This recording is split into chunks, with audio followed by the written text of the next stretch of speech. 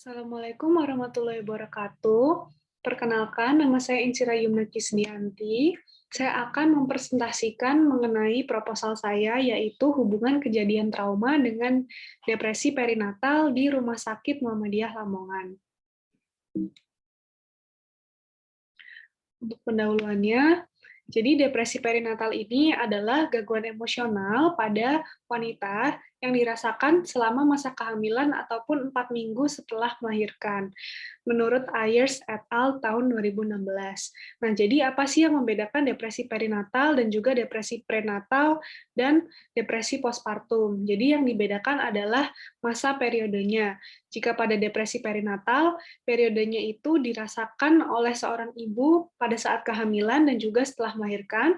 Akan tapi jika pada periode depresi prenatal itu dirasakannya sebelum melahirkan. Kemudian untuk yang postpartum itu dirasakannya setelah melahirkan. Jadi depresi perinatal ini adalah gabungan dari depresi prenatal dan juga depresi postpartum, yaitu disebut dengan periode perinatal.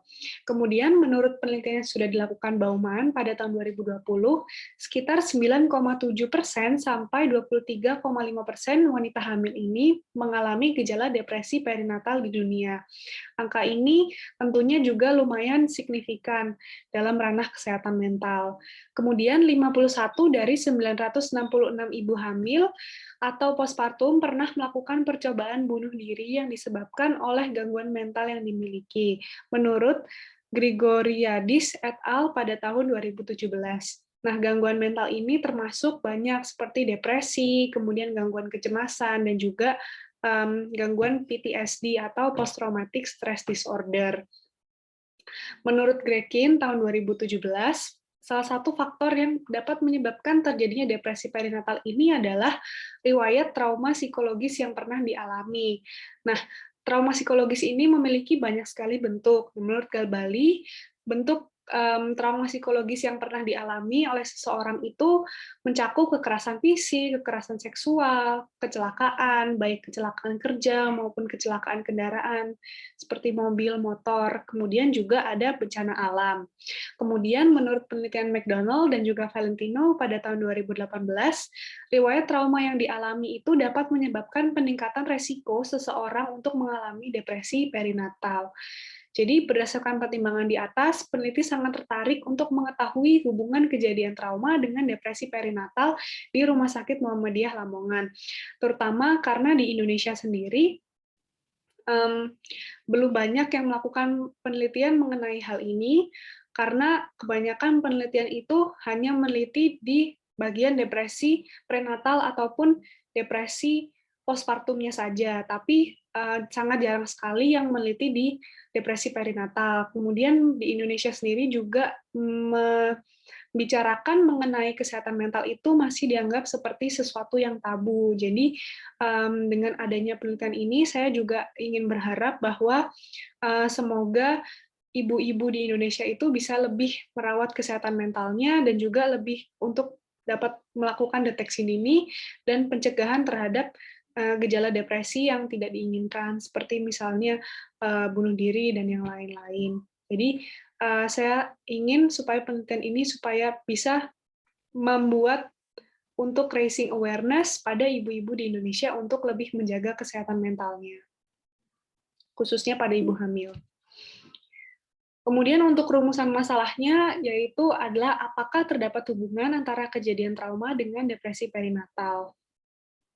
Kemudian untuk tujuan dan juga manfaatnya, yaitu ada tujuan umum dan tujuan khusus. Untuk tujuan umumnya, saya ingin mengetahui hubungan kejadian trauma pada depresi perinatal. Kemudian untuk tujuan khususnya, yang pertama adalah untuk mengidentifikasi karakteristik maternal dengan gejala depresi perinatal. Kemudian menganalisis hubungan antara trauma terhadap terjadinya depresi perinatal. Kemudian yang ketiga adalah mengidentifikasi prevalensi depresi perinatal dari wanita yang pernah mengalami kejadian trauma dengan wanita yang tidak pernah mengalami riwayat trauma. Jadi saya ingin mengetahui hubungannya, apakah terdapat hubungan kira-kira kalau yang pernah mengalami trauma dengan yang belum pernah mengalami trauma itu apakah berpengaruh terhadap kondisi mentalnya ketika sedang hamil. Kemudian Untuk manfaat penelitiannya adalah manfaat teoritisnya untuk menambah wawasan dan juga informasi mengenai hubungan kejadian trauma di masa lalu terhadap terjadinya resiko depresi perinatal untuk penelitian yang lebih lanjut. Untuk manfaat praktisnya, penelitian ini diharapkan dapat digunakan untuk melakukan deteksi dini serta pencegahan untuk mengetahui pengaruh kejadian trauma terhadap depresi perinatal. Kemudian untuk tinjauan pustakanya, yang pertama ada depresi perinatal. Untuk definisinya, menurut Bauman tahun 2020 adalah gangguan suasana hati yang dimulai selama masa kehamilan sampai bayi baru lahir. Kemudian untuk faktor resikonya, yang faktor resiko depresi perinatal itu ada 4, yaitu kondisi sosioekonomi, kemudian kondisi sosial budaya atau stresor psikologis atau psikososial, kemudian ada riwayat trauma, dan juga rasa percaya diri yang rendah.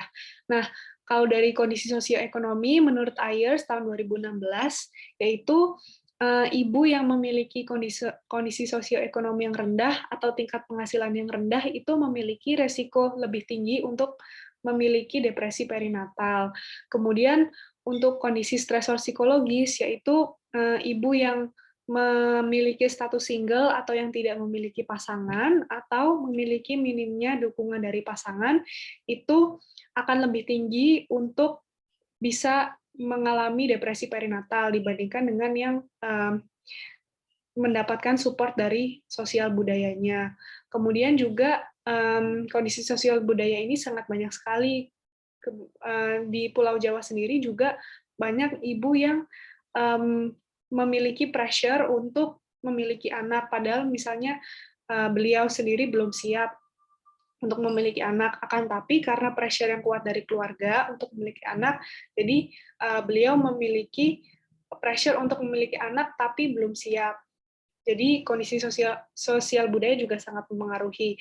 Kemudian yang ketiga dari riwayat trauma, yaitu seperti trauma yang berdasarkan klasifikasinya tadi, seperti trauma kesehatan, kekerasan fisik, kemudian kekerasan seksual, kemudian ada kecelakaan, dan juga yang lain-lain.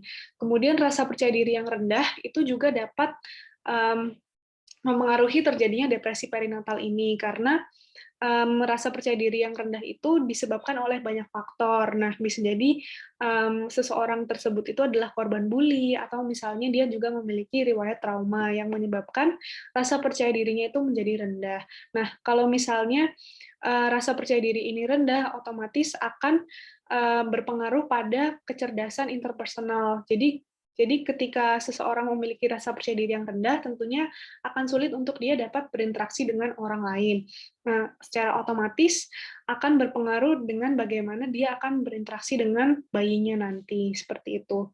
Kemudian untuk gejalanya, ibu hamil dan pasca melahirkan yang mengalami depresi perinatal ini biasanya cenderung merasakan perasaan seperti sedih, cemas, ataupun kosong yang terus-menerus. Menurut Ayers tahun 2016. Kemudian juga ibu ini dapat merasakan seperti tidak ada motivasi untuk menjalani kehidupan sehari-hari, dan juga tidak bergairah, kemudian merasa hampa.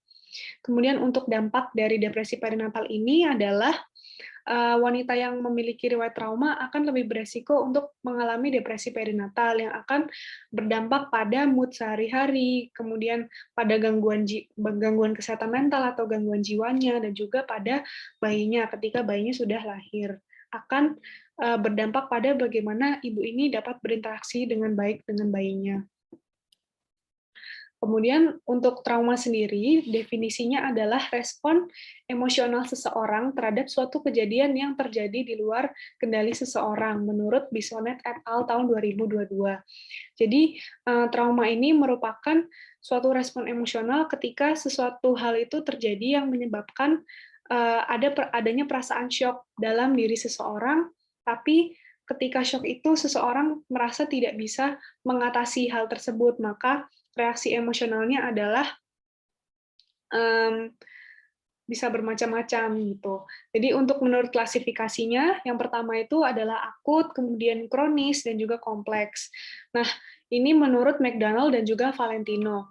Untuk trauma yang akut biasanya itu dialami seseorang dalam satu waktu dan juga dalam jangka waktu yang pendek seperti kurang dari 1 tahun. Kemudian untuk yang kronis biasanya dialami seseorang dalam beberapa kali dan juga dalam jangka waktu yang panjang, seperti misalnya lebih dari 1 tahun dan terus-menerus.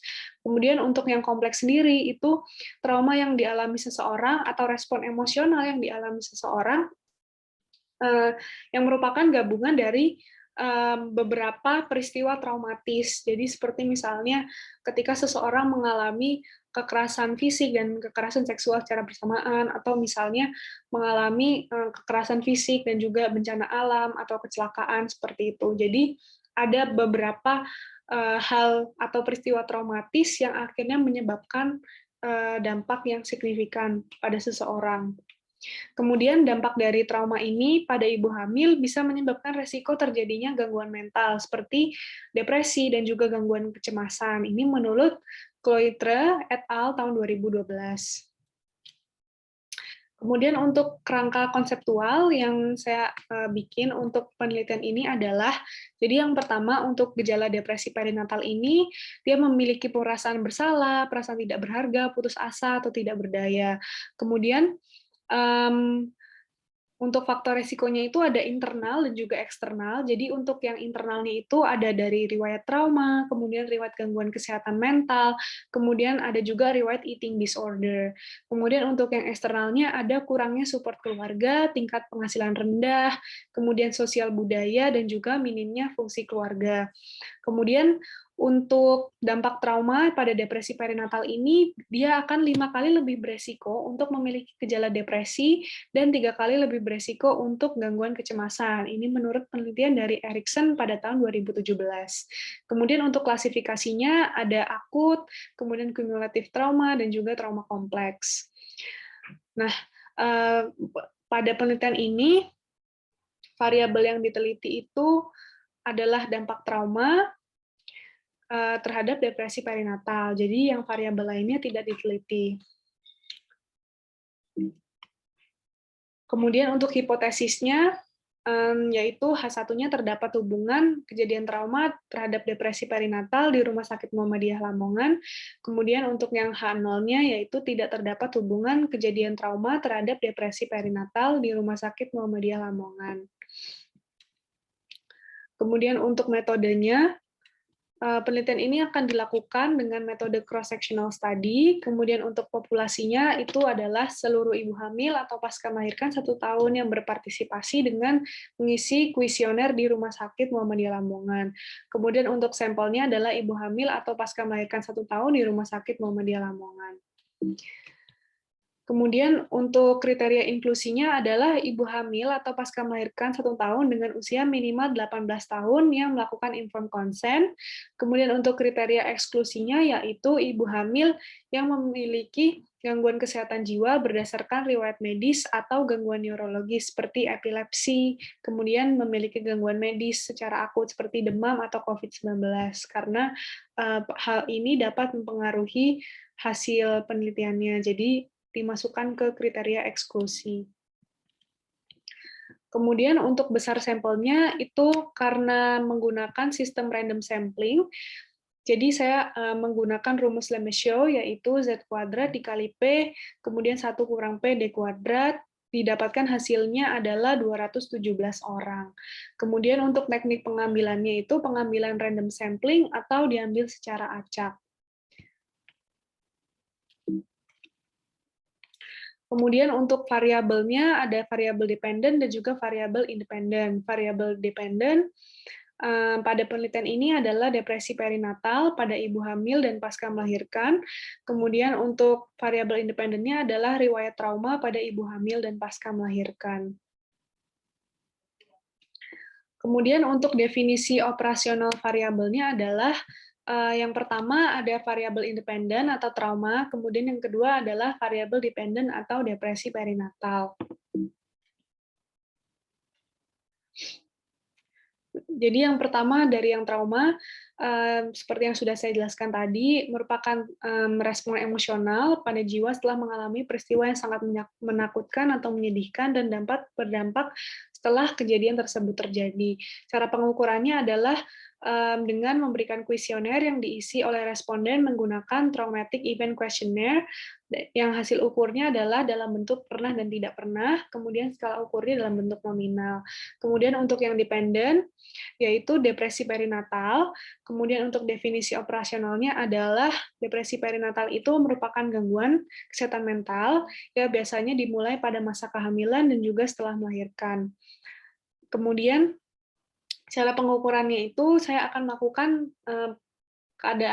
penilaian terhadap keadaan psikologis ibu menggunakan kuesioner Edinburgh Postpartum Depression Scale. Jadi di sini hasil ukurnya kurang dari 8 itu tidak mengalami depresi, kemudian dari 9 sampai 11 terdapat beberapa gejala depresi atau mild depression, kemudian 12 sampai 13 itu kemungkinan depresi yang cukup tinggi atau high probability of depression, kemudian di atas 14 itu kemungkinan depresi, menggunakan skala ukur ordinal.